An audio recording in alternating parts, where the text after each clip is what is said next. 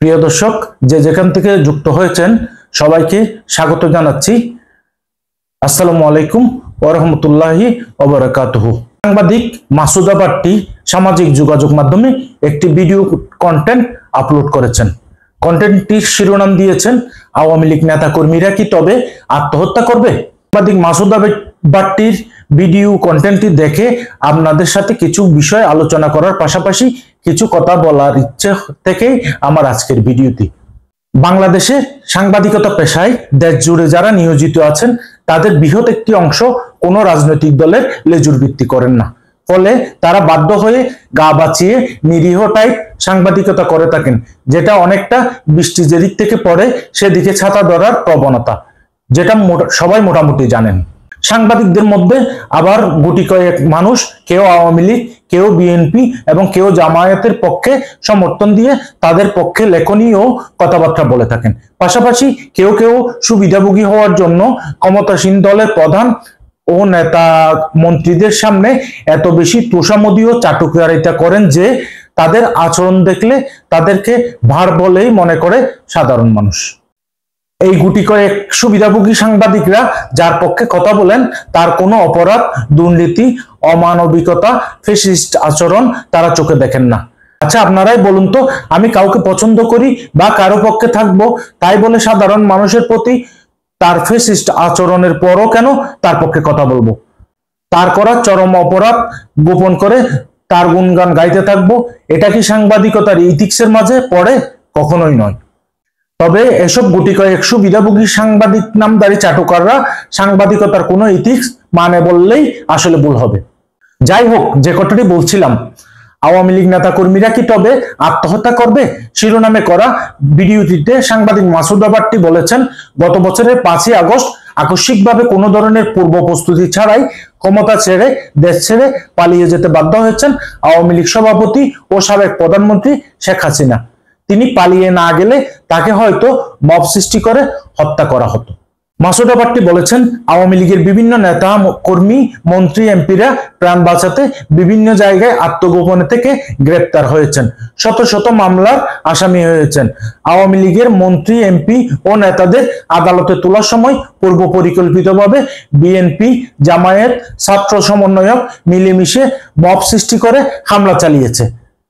জামিনযোগ্য ধারার মামলায় জামিন না দিয়ে, জেলখানায় ডিভিশন না দিয়ে বিচারের রায়ের আগে শাস্তির ব্যবস্থা করে ভয়ঙ্কর পরিস্থিতির সৃষ্টি করা হয়েছে।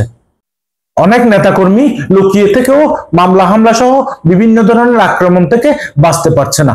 তাদের সম্পদ, ব্যবসা প্রতিষ্ঠান, জায়গা জমি দখল করা হচ্ছে, লুটপাট করা হচ্ছে। হাজারে হাজারে মামলা দিয়ে তাদের বাড়িঘর লুটপাট করে ধ্বংস করে ফেলা হচ্ছে। আওয়ামী লীগকে নির্মূল করাই তাদের উদ্দেশ্য এবং তারা সেটি বাস্তবায়িত করছে। সাংবাদিক মাসুদা বাট্টি আওয়ামী লীগের দুরবস্থা, অসহায়ত্ব তুলে ধরে তারা কি আত্মহত্যা করবে নাকি জানতে চেয়েছেন। কিন্তু একটি সেকেন্ডের জন্য আওয়ামী লীগ ক্ষমতায় থাকার সময় বিএনপি, জামায়াত ইসলামী ও অন্যান্য রাজনৈতিক দলের নেতাকর্মীরা কি ধরনের অত্যাচার, নির্যাতন, হামলা মামলা সহ্য করেছেন সে বিষয়ে কোনো কথাই বলেননি। বিগত সরকারের আমলে আওয়ামী লীগের পক্ষের সবচেয়ে বেশি সুবিধাভোগী সাংবাদিক হিসেবে পরিচিত মাসুদা বাট্টির চোখে আওয়ামী লীগের মন্ত্রী, এমপি, নেতাকর্মীরা মানুষ, তবে বিএনপি, জামায়াত ইসলামী ও অন্যান্য রাজনৈতিক দলের নেতাকর্মীরা যেন পশু। তাই তো তিনি তার পুরো কন্টেন্ট জুড়ে আওয়ামী লীগ, শেখ হাসিনা এবং তার এমপি, মন্ত্রীরা, নেতাকর্মীরা কি অসহায়ত্ব ভোগ করছে, নির্যাতন ভোগ করছে সেটি বললেও শেখ হাসিনার আমলে বিগত 17টি বছর সাবেক প্রধানমন্ত্রী বেগম খালেদা জিয়া, বিএনপির ভারপ্রাপ্ত চেয়ারম্যান তারেক রহমান সহ দলের শীর্ষস্থানীয় নেতৃবৃন্দ, মাঠ পর্যায়ের বিএনপি ও অঙ্গ সংগঠনের নেতাকর্মীরা, জামায়াত ইসলামীর মতিউর রহমান নিজামী, আলিয়া হাসান মোহাম্মদ মুজাহিদ সহ শীর্ষস্থানীয় নেতৃবৃন্দ ও মাঠ পর্যায়ের নেতাকর্মীরা এবং অন্যান্য রাজনৈতিক দলের নেতাকর্মীরা কি অবর্ণনীয় নির্যাতন, নিপীড়ন, মামলা হামলা ভোগ করেছেন সেই প্রসঙ্গে তিনি একটি কথাও বলেননি। আমি বলছি না তিনি মিথ্যে বলছেন, তবে আওয়ামী লীগ, শেখ হাসিনা, তার মন্ত্রী, এমপি ও দলের নেতাকর্মীরা কেন এমন হামলা মামলা, নির্যাতন, নিপীড়নের শিকার হচ্ছেন এটাই সবচেয়ে বড় প্রশ্ন। বিগত সময়ে আওয়ামী লীগ সরকারের রাষ্ট্র পরিচালনার সময় এমন অহরহ ঘটনা ঘটেছে যে বিএনপি, জামায়াত ইসলামী, অন্যান্য রাজনৈতিক দলের নেতাকর্মীরা মাসের পর মাস, বছরের পর বছর কারাগারে বন্দী থেকেছেন। আমি বিএনপি জামায়াতের উপজেলা ও জেলা পর্যায়ের এমন অনেক নেতাকর্মীদের চিনি যাদের একজনের নামে 50-60টি পর্যন্ত মামলা হয়েছে। মামলা হামলার ভয়ে তারাও পালিয়ে গোপনে থেকে বিগত 17টি বছর পার করেছেন অথবা গ্রেপ্তার হয়ে কারাগারে বন্দী জীবন যাপন করেছেন। রাজনীতি করা মানুষদের মাঝে কিছু উচ্ছৃঙ্খল অস্ত্রবাজ নেতাকর্মী থাকলেও দলের অধিকাংশই নেতাকর্মী এসব উচ্ছৃঙ্খলতার সাথে জড়িত থাকেন না। তারপরও শুধুমাত্র বিরোধী রাজনীতি করার কারণেই তাদের উপর মিথ্যা মামলা, হামলা, নির্যাতন, নিপীড়ন চালানো হয়েছে বছরের পর বছর। পৃথিবীতে নেচার জাজমেন্ট বা প্রকৃতির বিচার বলে একটা কথা আছে। আপনি যা দিবেন তার চেয়ে বেশি আপনি পাবেন। আপনি যদি ভালোবাসা দেন তাহলে বিনিময়ে আপনি ভালোবাসা পাবেন, যদি ঘৃণা দেন বিনিময়ে ঘৃণা পাবেন। কারো উপর নির্যাতন করেন তাহলে পরবর্তীতে আপনিও নির্যাতনের শিকার হবেন। এটাই হচ্ছে চরম বাস্তবতা এবং এই বাস্তবতাকেই মেনে নিতে হবে। শেখ হাসিনা, তার মন্ত্রী, এমপি, আওয়ামী লীগ নেতৃবৃন্দের অপকর্ম ও ক্ষমতার অপব্যবহার কারণে তারা নির্যাতন, নিপীড়নের শিকার হচ্ছেন, এটাই বাস্তবতা।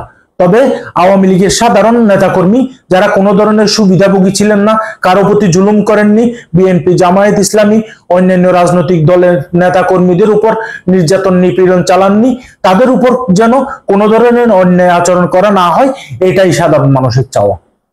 আওয়ামী লীগের পরিণতি দেখে বিএনপি ও অঙ্গ সংগঠন, জামায়াত ইসলামী ও অঙ্গ সংগঠন, ছাত্রদের নতুন রাজনৈতিক দল সহ অন্যান্য রাজনৈতিক দলের নীতি নির্ধারণী মহল ও মাঠ পর্যায়ের নেতাকর্মীরা যেন শিক্ষা নেন।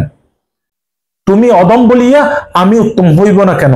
আগামীতে যারা বাংলাদেশে রাজনীতি করবেন, রাষ্ট্র পরিচালনার দায়িত্ব নেবেন, তারা যেন আওয়ামী লীগের মতো অন্যান্য দলের নেতাকর্মী সমর্থকদের উপর নির্যাতন, নিপীড়ন না চালান, জুলুম না করেন এবং মিথ্যা মামলায় জড়িয়ে দিয়ে হয়রানি না করেন। যদি করেন তাহলে আওয়ামী লীগ যেমন তাদের কর্মফল ভোগ করেছে এবং করছে, তেমনি আপনাদেরও একসময় আপনাদের কর্মফল ভোগ করতে হবে। আগামীর বাংলাদেশ হোক একটি বৈষম্যহীন বাংলাদেশ, নিরাপদ বাংলাদেশ, সকলের সহাবস্থানের বাংলাদেশ, যে দেশে কাউকে নির্যাতন, নিপীড়নের শিকার হতে হবে না, এটাই চাওয়া। ভিডিওটি ভালো লাগলে শেয়ার করে সবাইকে দেখার সুযোগ করে দেওয়ার পাশাপাশি যারা এখনো আমার সাথে যুক্ত হননি তারা নিয়মিত আপডেট পেতে আমার ইউটিউব চ্যানেল সাবস্ক্রাইব করে ফেসবুক পেজে লাইক, ফলো দিয়ে সাথে থাকার জন্য বিনীত অনুরোধ করে এখনকার মতো বিদায় নিচ্ছি। আসসালামু আলাইকুম ওয়া রাহমাতুল্লাহ।